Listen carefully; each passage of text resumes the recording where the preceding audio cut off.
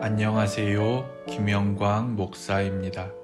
10월 26일 화요일 말씀 나눔 영상입니다.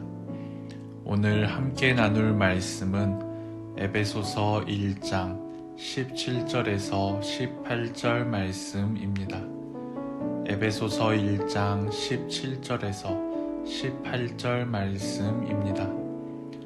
우리 주 예수 그리스도의 하나님 영광의 아버지께서 지혜와 계시의 영을 너희에게 주사 하나님을 알게 하시고 너희 마음의 눈을 밝히사 그의 부르심의 소망이 무엇이며 성도 안에서 그 기업의 영광의 풍성함이 무엇이며 아멘.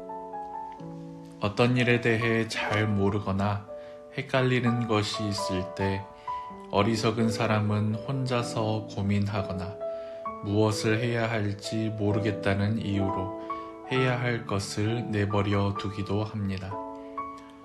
반대로 지혜로운 사람은 그것을 내준 사람에게 가서 무엇을 어떻게 하기를 원하는지를 물어보고 그 의미를 분명히 이해하려고 노력합니다.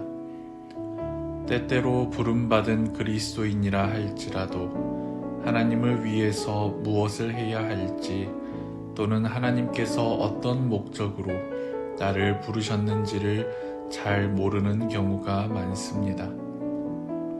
그때의 가장 좋은 방법은 하나님께 기도하며 지혜와 계시의 영을 우리에게 주시기를 간구하는 것입니다.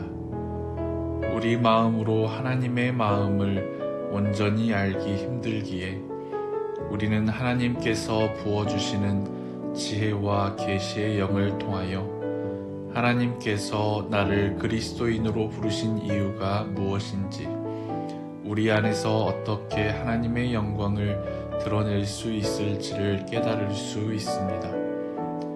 그 당시 에베소는 로마 제국에서 네 번째로 큰 도시였고 아데미 여신의 신전 본고장이었습니다.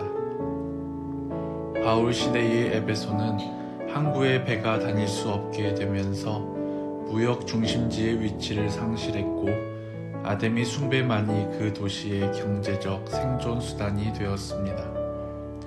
아데미 여신상과 신전 모양을 만들어 팔거나 아데미와 연관된 관광객을 대상으로 하는 교역으로 에베소라는 거대한 도시의 경제가 유지되었습니다. 이러한 도시 상황 속에서 사도 바울은 에베소라는 도시에 에베소 교회 성도들을 그리스도인으로 부르신 하나님의 뜻을 분명히 알기를 원했습니다. 그리고 그들을 위해 기도하였습니다. 오늘날 우리의 상황 속에서도 그리스도인으로 부르신 하나님의 뜻을 분명히 알아야 합니다. 우리가 지혜와 계시의 영을 통해 하나님께서 나를 부르신 이유를 깨달을 때 우리 가운데 부어주시는 하나님의 영광이 풍성하게 되시기를 주님의 이름으로 축원합니다. 기도하겠습니다.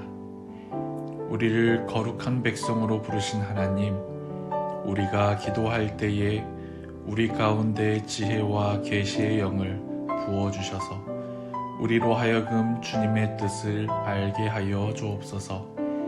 이 세상 가운데에서 하나님의 뜻을 알게 하시고 하나님의 영광 속에 거하게 하여 주옵소서.